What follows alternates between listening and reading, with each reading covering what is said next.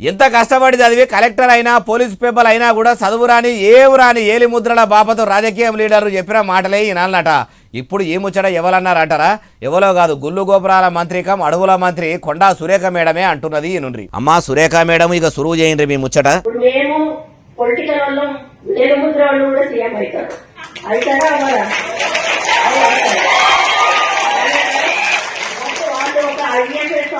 IAS officer కావాలంటే వాళ్ళు ఎంత శ్రమ పడితే గాని ఆ స్టేజ్కి వస్తారు.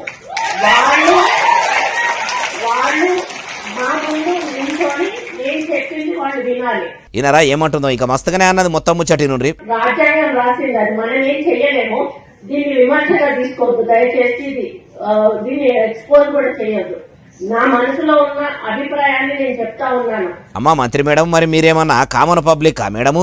ఓ మంత్రి అయి ఉండి మీ మనసుల మాటలు ఇట్లా బయట పెట్టి అవి బయటకు ఎక్స్పోజ్ చేయొద్దంటే ఎవరు ఊకుంటారు మేడము? అయినా ఓ రాజ్యాంగబద్ధమైన పదవిలో ఉన్న మీరు రాజ్యాంగం రాసింది ఇట్లా, కానీ చదువురాని లీడర్లు చెప్పిన కలెక్టర్లు వినాలే అంటే ఇప్పుడు కలెక్టర్ నౌకరి కోసం చదువుకునేటోళ్ళు అంతా కూడా ఆ చదువు బంధు పెట్టి మీ లెక్క పార్టీల కండువాలు కప్పుకొని తిరగాలనా ఎట్లా? అయినా మీకు పనికిరాని ముచ్చటను ముంగటేసుకొని పబ్లిక్ ల బదనామవుడు బాగా అలవాటు ఉన్నట్టే ఉన్నది కదా.